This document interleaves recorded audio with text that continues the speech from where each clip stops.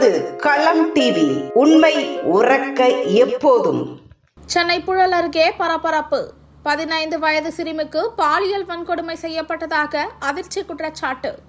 6 பிரிவுகளின் கீழ் வழக்கு பதிவு. புழல் அனைத்து மகளிர் காவல் நிலையத்தில் புகார் அளித்தும் 6 பிரிவுகளின் கீழ் வழக்கு பதிவு செய்தும் குற்றச்சாட்டுக்குட்பட்டவர்கள் கைது செய்யப்படவில்லை என்று குற்றச்சாட்டு.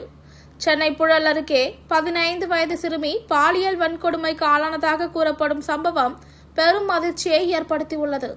பாதிக்கப்பட்ட சிறுமி அளித்த புகாரின் அடிப்படையில் அவரது தாயாரின் 2வது கணவர் உள்ளிட்ட அவரது நண்பர்கள் 3 பேர் மீது குற்றச்சாட்டுகள் முன்வைக்கப்பட்டுள்ளதாக தகவல் வெளியாகியுள்ளது. மேலும் இந்த சம்பவத்தை வெளியே கூறினால் சிறுமியை கடத்தி கொலை செய்து விடுவோம் என மிரட்டல் விடுத்ததாகவும் குற்றம் சாட்டப்படுகிறது. இந்நிலையில் இந்த சம்பவம் தொடர்பாக புழல் அனைத்து மகளிர் காவல் நிலையத்தில் புகார் அளிக்கப்பட்டிருந்தாலும் இதுவரை குற்றச்சாட்டுக்குட்பட்டவர்கள் கைது செய்யப்படவில்லை என அக்குடும்பத்தினர் குற்றம் சாட்டுகின்றனர். தனது மகளுக்கு நீதி கிடைக்க வேண்டும் என்றும் சம்பந்தப்பட்டவர்களை உடனடியாக கைது செய்ய வேண்டும் என்றும் வலியுறுத்தி அந்த சிறுமியின் தாயார் தற்கொலை முயற்சியில் ஈடுபட்டு அவர் தற்போது சென்னை கொளத்தூர் பெரியார் நகர் அரசு மருத்துவமனையில் சிகிச்சை பெற்று வருகிறார்.